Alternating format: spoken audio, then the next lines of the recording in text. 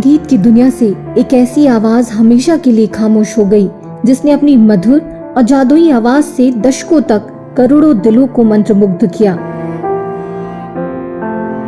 आशा भोसले 12 अप्रैल 2026 को मुंबई के breach candy अस्पताल में 92 साल की आयु में इस दुनिया को अलविदा कह गई। एक दिन पहले यानी 11 अप्रैल को उन्हें कार्डियक अरेस्ट और फेफड़ों में संक्रमण के कारण अस्पताल में भर्ती कराया गया था। अगली सुबह उनकी हालत नाजुक बनी रही और अंत में मल्टी ऑर्गन फेल्योर के कारण उन्होंने अंतिम सांस ली। उनके बेटे आनंद भोसले ने परिवार की ओर से इस दुखद खबर की पुष्टि की है। आशा जी की जिंदगी कभी आसान नहीं थी। उनका जन्म 8 सितंबर 1933 को महाराष्ट्र के सांगली में हुआ। वे मशहूर थिएटर एक्टर और शास्त्रीय गायक दीनानाथ मंगेशकर की बेटी और लता मंगेशकर की छोटी बहन थी। मात्र 9 साल की उम्र में पिता का निधन हो गया। परिवार की आर्थिक तंगी के कारण छोटी सी उम्र से ही आशा और लता दोनों बहनें गाना गाकर घर चलाने लगी। आशा का पहला गाना 1943 में मराठी फिल्म माझा बाला में आया। चला चला नवबाला, ये उसके शब्द थे। तब वे सिर्फ 10 साल की थी। उन्होंने खुद याद किया था, माइक के सामने खड़े होकर मैं बहुत कांप रही थी। मुझे माइक के बारे में कुछ भी पता नहीं था। पिताजी के रिकॉर्डेड गाने सुनकर लगा कि मैं भी गा सकती हूँ। सिर्फ दीदी नहीं, मैं भी गा सकती हूँ।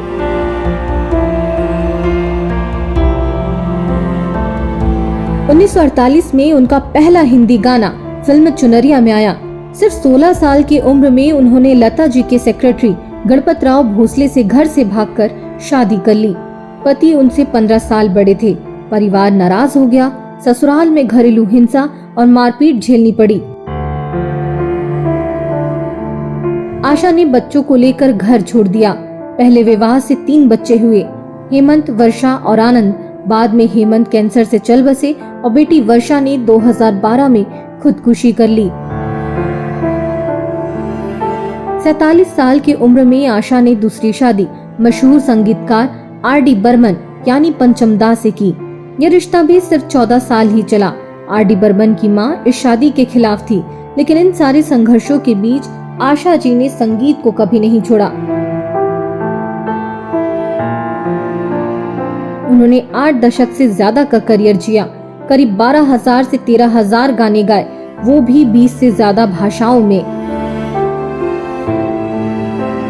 2 बार Guinness book of world records में उन्हें सबसे ज्यादा रिकॉर्डिंग करने वाली कलाकार का दर्जा मिला। उनकी पहली बड़ी हिट 1957 में मोहम्मद रफी के साथ आई। इसमें उन्होंने गाना गाया था उड़ी जब जब जुल्फे तेरी। इसके बाद आशा ताई के आइकॉनिक गाने जैसे पिया तू अब तो आजा, दम मारो दम, चुरा लिया है तुमने, दिल चीज क्या है, आइए मेहरबान, ये रेशमी जुल्फों का अंधेरा आज भी हर दिल में गूंजते हैं। आशा ओपी नैयर, एस.डी. बर्मन, आर.डी. बर्मन, खयाम, बप्पी लहरी जैसे महान संगीतकारों के साथ जादू रचती रही। 90 के दशक में ए.आर. रहमान के साथ रंगीला का टाइटल ट्रैक गाकर उन्होंने जबरदस्त कमबैक भी किया। वे शास्त्रीय, कव्वाली, पॉप, डिस्को हर शैली में माहिर रही। एक बार रिकॉर्डिंग के दौरान कौवों की आवाज और ट्रेन के गुजरने से सेशन रुक गया। फिर भी वे हंसकर बोली, मशीनें आवाज ठीक कर सकती हैं, लेकिन भावना नहीं दे सकती। उनकी उपलब्धियां भी कम नहीं। साल 2000 में उन्हें दादा साहब फाल्के अवार्ड, 2008 में पद्म विभूषण, ग्रैमी अवार्ड्स के लिए नॉमिनेशन पाने वाली पहली भारतीय गायिका, 14 से ज्यादा भाषाओं में गाने और 90 साल की उम्र में भी स्टेज पर लाइव परफॉर्मेंस देकर सभी को हैरान कर दिया।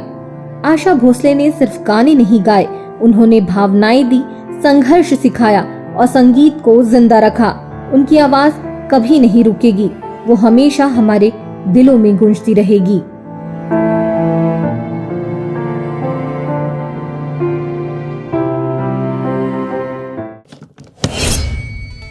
देश दुनिया की रखे खबर हर रोज हर शाम कानो कान सुनते रहें द लेंस पॉडकास्ट। रही अपडेट लेंस के साथ।